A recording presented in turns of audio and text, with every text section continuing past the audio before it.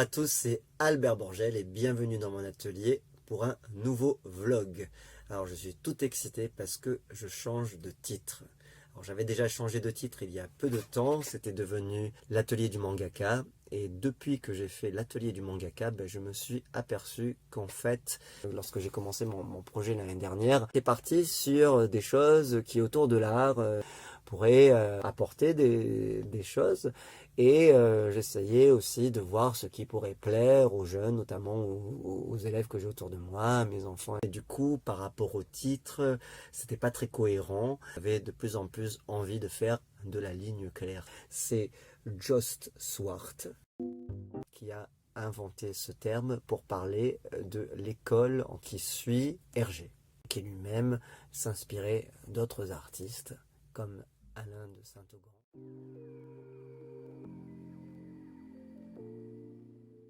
Ce qui m'intéresse, c'est lire plusieurs articles et faire des comparaisons avec d'autres artistes, par exemple Moebius, Jean Giraud.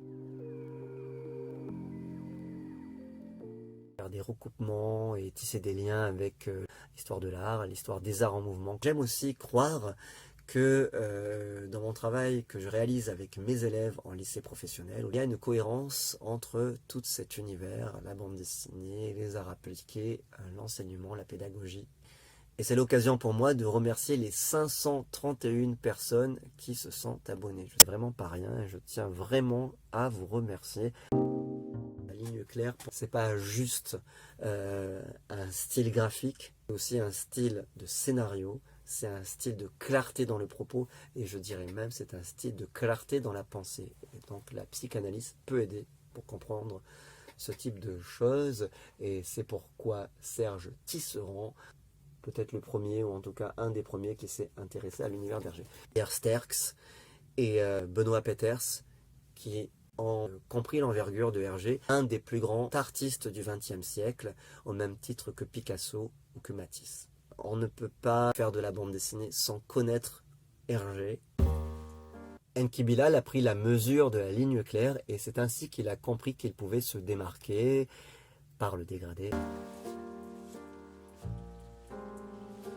La ligne claire aujourd'hui, elle ne se résume plus à l'aplat, car c'est la technique de reproduction de son temps qui a obligé Hergé à, sinon inventer la ligne claire, en tout cas à la parfaire et à séparer la partie cerne en noir avec le contour de la partie des couleurs.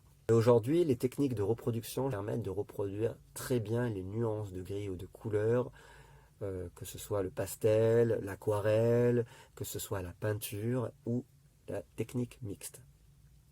Mais la ligne claire, c'est à la fois un style, avec des yeux ronds, avec un côté caricatural, avec un côté hyper pointu, et en même temps résumé du paysage, avec une bonne maîtrise de la perspective conique, de la perspective cavalière pour les intérieurs, avec une excellente maîtrise de la mise en page, du découpage graphique, de la narration, mais aussi du lettrage, du tracé. C'est vraiment quelque chose de très pointu. Et ligne claire, ça veut dire garder la substantifique moelle. Et comme dirait Darwin, tout ce qui ne sert pas disparaît. Par exemple, les ombres portées, elles sont souvent mises de côté au profit des ombres propres. Sur cette couverture, donc on a un style qui rappelle celui d'Hergé forcément, même s'il s'en démarque quand même. Et nous avons ici des dégradés. Mais il y a un peu de dégradé chez Hergé. Lorsqu'il y a du dégradé chez Hergé, il est narratif. Donc voilà, moi c'est au niveau de ce que nous apportent à nous autres BDastes ou même artistes, graphistes, artistes peintres, artistes de la figuration, artistes du retour à la figuration, ce que nous a apporté Hergé qui m'intéresse. Et cette chaîne, le côté culturel, on va dire, il est consacré à cela. Lorsque j'étais aux Beaux-Arts, et je ne suis pas le seul à dire ça, il y a aussi quelqu'un que j'admire énormément qui s'appelle Jean Claverie. Alors qu'est-ce qu'il dit? C'est qu'à l'époque, il fallait justifier de vouloir dessiner. C'était quelque chose d'interdit. Et interdit depuis quand? Depuis Marcel Duchamp et ses fameuses histoires de regardeurs. Alors moi, au départ, par provocation, par amusement, par goût du défi, je me suis présenté à mes amis artistes comme un anti-Duchampien. J'avais fait le manifeste anti-Duchampien dans lequel je montrais à l'intérieur de WC pour hommes, deux pissotières il y en avait une qui était en travaux et qui était barrée, et je disais que maintenant c'était terminé Duchamp, il fallait reprendre le narratif, le figuratif, et c'était à peu près, je crois, en 2012. Et à l'époque où j'ai été aux Beaux-Arts, c'est-à-dire au tout début des années 90, il y avait vraiment une grande école parmi les professeurs qui préparaient Moi, j'étais à la Villatiole, à Nice, c'était la prépa aux Beaux-Arts, l'école municipale d'art plastique, que je salue ici, qui est une excellente école, avec d'excellents professeurs, Claude Troin, Patrice Juge, etc.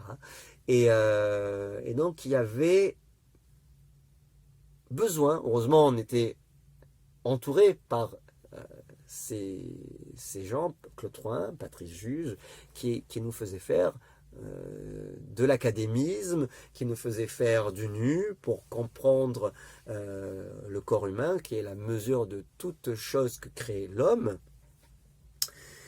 et qui nous renvoyait au classicisme. Mais à l'opposé, il y avait les conceptuels, et notamment à Nice avec l'école très duchampienne, de Fluxus, de support surface, et notamment Ben que j'ai beaucoup fréquenté. Et donc Marcel Duchamp, avec son fameux Ready-Made, il avait remis en question, je pense par jalousie picturale, artistique, pas jalousie humaine, mais jalousie de confrères de Picasso, puisqu'il avait commencé, je vous renvoie au Nu descendant l'escalier, il avait commencé par faire du cubisme. Mais il a compris, je pense, qu'il n'était pas Picasso, et il a compris que s'il voulait se démarquer, il fallait la jouer avec la provocation, puisque le premier ready-made qu'il a fait en 1913 n'a eu aucun succès, et c'est celui de 1917, l'urinoir ou la fontaine, signé Hermut, qui a, parce que on touchait là au pipi caca et à la provocation, et là il a pu marquer les esprits, et les a tant et si bien marqués que l'on a dû se justifier de pouvoir faire, suite à cela, encore de la peinture. Et c'était, je vous renvoie à Matisse et à Bonnard. Bonnard, déjà à la fin du siècle dernier, au milieu du siècle dernier, il dit qu'il fait déjà quelque chose de révolu, de désuet, et déjà il est dans la justification de la peinture. Moi je pense que la peinture est la référence, et Gérard Garousse le dit aussi, c'est la référence de l'image. Ce n'est pas la photographie qui est la référence de l'image, mais c'est la peinture.